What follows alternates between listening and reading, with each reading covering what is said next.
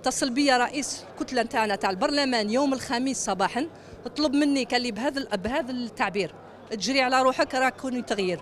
وهذا تصريح كاذب ومردود على صاحبه. فضيحة مدوية تهز أسوار الغرفة السفلى للبرلمان في أولى جلسات الدورة الخريفية. تفاصيلها إبعاد مفاجئ لنائبة من كتلة جبهة التحرير الوطنية عن مكتب المجلس. فبعدما هنأها الجميع في انتخابات تجديد الهياكل، وجدت نفسها اليوم تتلقى المواساة وأصابع الاتهام موجهة لرئيس الكتلة البرلمانية للأفلان. رئيس كتلة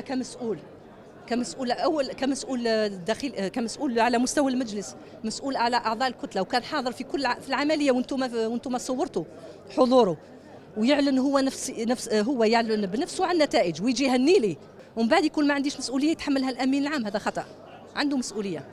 قد تكون النائبة غنية إيداليا دفعت ثمن ولائها لعبد العزيز بالخادم، لكن اتهاماتها يرد عليها الطهرخوة بتصريح حمل الكثير من التناقضات ليضع بذلك انتخابات تجديد الهياكل على محك المصداقية.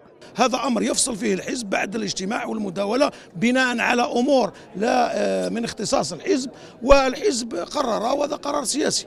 لا مش قرار سياسي، قلت قرار حزبي، قرار نظام لا خطأ. لا أنا قلت لك هذا قرار يخص الحزب. الأمر لم يتوقف عند حدود هذه القضية، فجلسة تنصيب الهياكل شهدت أيضا مناوشات بالجملة ومقاطعة واسعة من نواب المعارضة والأغلبية على السواء، ووصلت حد التشكيك في اكتمال النصاب. هل النصاب مكتمل؟ نتحدى أن يتكلم عن النصاب المكتمل. النصاب غير موجود. كيف يتم التصويت؟ أين هو النصاب؟ الكتل البرلمانية كلها غايبة، حتى الأغلبية غايبين.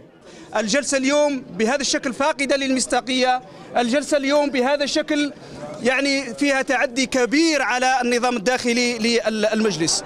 هي أجواء غير عادية طبعت البرلمان في جلسة يفترض أن تكون عادية، أجواء مشحونة تنذر بصدام ساخن في مبنى زغود يوسف المقبل على مناقشة ترسانة من القوانين قد تزيد من حدة هذا الغليان.